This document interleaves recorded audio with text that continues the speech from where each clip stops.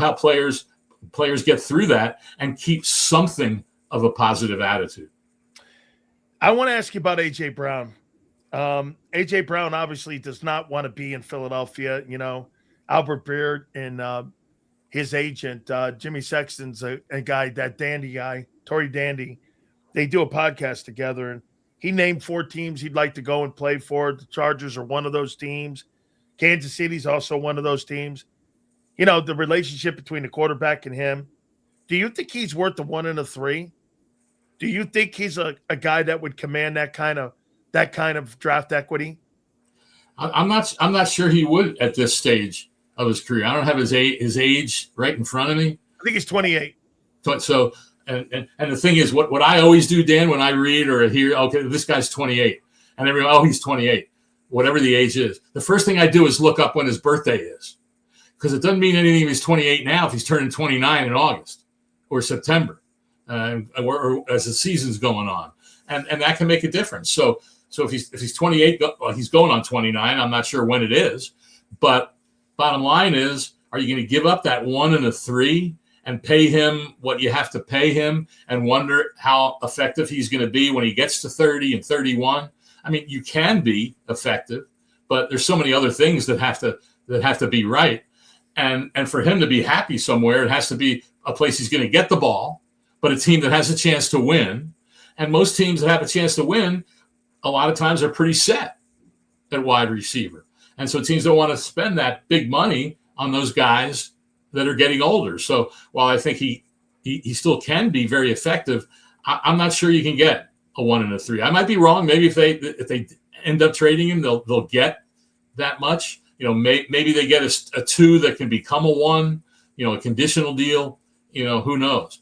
But that's, you know, this sport is so intriguing because there are so many players, so much money being thrown around, so much money being thrown around for injured guys. I don't know if you saw the story about Elijah Vera-Tucker. You know, here in Arizona, oh, they should sign him. I went back and looked over the last 4 years. I think he's missed 24 games. I said, why would you? And then here he goes and signs, and like, you know, $42 million deal with a whole bunch guaranteed. Well, a big part of his salary, he has, you know, most players, you know, everybody usually gets, you know, per game roster bonus, right? Most of the time between 30 and 50,000, sometimes a little bit less than 30, right? Yeah. Vera-Tucker, for all 3 years of that contract, has a per game roster bonus of $250,000. Jesus Christ! I used to make $10,000 for a roster bonus. We're not going to pay you a lot of money because of your history. If you can be healthy, you'll get that money. But if you're not healthy, you know, we're not throwing away money for guys who are on injured reserve. I added this up last year for the Cardinals, who had a historic season in terms of injuries. They had over 300 games missed from guys that were either on injured reserve or just couldn't play during the week. Over 300 games. And I still have fans push back at me and say, well, all teams have injuries. Not at this level. There's a guy, Aaron Schatz, who does a lot of advanced metrics. He has a thing called adjusted games lost. And he only looks at key players, starters and all that, and how many games they lost. He came out and said that the Cardinals last year had the second highest adjusted games lost of any team in history. Now, that history doesn't go back that far, but as long as he's been doing it, the second most ever. Well, I went back and looked and said, I wonder what it was on the salary cap, because most people don't do that. And it takes too much time. Well, I love taking the time playing with numbers. The Cardinals actually, for just guys on injury reserve, not counting guys who are inactive for injuries, but just guys who are on injury reserve, they had $76 million against the cap. And the cap was around 270. It was like 28% of their cap was on guys that were on injured reserve at some point during the season. I mean, this and even if you take out Kyler Murray's $24 million out of that, the number was somewhere around 52 or something like that was on injured reserve with all their other players. It's crazy. And yet then you get guys who are in, and teams are playing guys who ended the season on injured reserve or missed X number of games, and they're just willing to roll the dice because basically they're playing with funny money, and they hope that the roll of the dice will work, and the guys won't get hurt again. You know what? I got to ask you, because he's in the division that you cover, the NFC West. Tariq Woolen signed with the Philadelphia Eagles. Now, you tell me, I hear one of the most talented players that's in the league at that position. He signs a 1-year, $12 million deal. He gets beat out. He gets benched twice, right? Once by Pete Carroll and now by the new guy, Mike McDaniel. You tell me. I mean, he signs here. Is he a character issue problem? You saw him in the Super Bowl too. The ref, told him, I think, it was the divisional game. Well, no, it was the NFC Championship game that he did that in, where they ended up throwing like a personal foul on the guy. I mean, you tell me who this guy is. Who is that guy? It's a great question.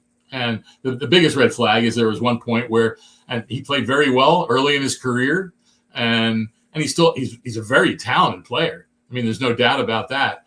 And you just wonder, is he that explosive a personality that he's going to do stuff that backfires? And I haven't heard a lot of specifics on that, but just the fact that he decided to sign that contract shows that teams weren't willing to spend a lot of money on him. And I'm sure his agent probably said, hey, you go out there, play the way you're capable on a really good team with the Eagles, and just show that you're not going to do all that crazy stuff. And then you can parlay that into a big contract next year when you become a free agent again. And, we're already into all these guys signing 1-year deals. And I have to tell you a funny one. With the whole Max Crosby thing, Mike Florio, and I usually don't publicize it because I think he just sits up at night and thinks of what crazy idea can I come up with. Well, he wrote this morning that with the Max, and remember, this is a Max. How many times has this happened in the last 10 years? I can't remember. Right. Well, now let's blow up the whole system. He actually said that all the free agents, all the unrestricted free agents and potential trade players should all go to Indy during the combine and get physicals. And so that way all the teams will know if they're healthy or not. You know how many the NFL released its list yesterday, obviously, of everybody who's an unrestricted free agent. There's 532 players. No way. On that list. You can take them all to Indy. First of all, a lot of guys are going to say, no, I'm not going there. Now maybe if there's a handful of injured guys that end of the year in IR, maybe you do, but not all of them. And what team is going to agree to send a guy to Indy to be medically tested if they're thinking of trading him? That's stupid. That tells the whole world, yeah, we're thinking of trading him. I mean, you're not going to blow up a system because once in a blue moon, something weird like that. Is he a mouthpiece for the NFL owners? Because that would be something that the owners would want on a player value. If you put all of us in a cattle area and you were in there going next physical, you would know the market prices of each and every single guy. Hey, man, I want to have a little intrigue in my negotiating. I want to have a little bit where, guess what?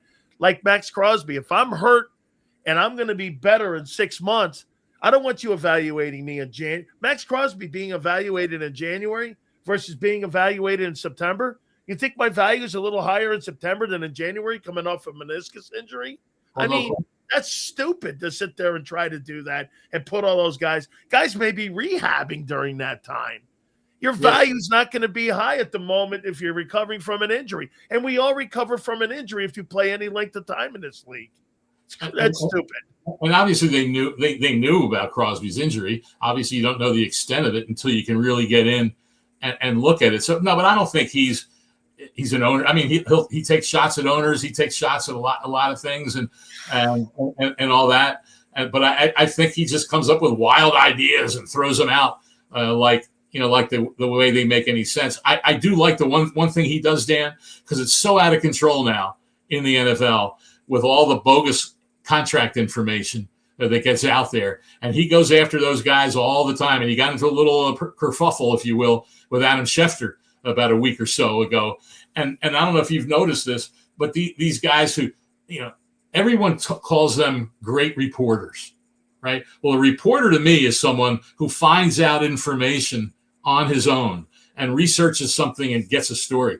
When an agent group texts the national guys and gives them the contract numbers that they want out that make them look better. And they all get it at the same time. And they don't ask, well, how much is fully guaranteed? How much is the last year worth? How much? They don't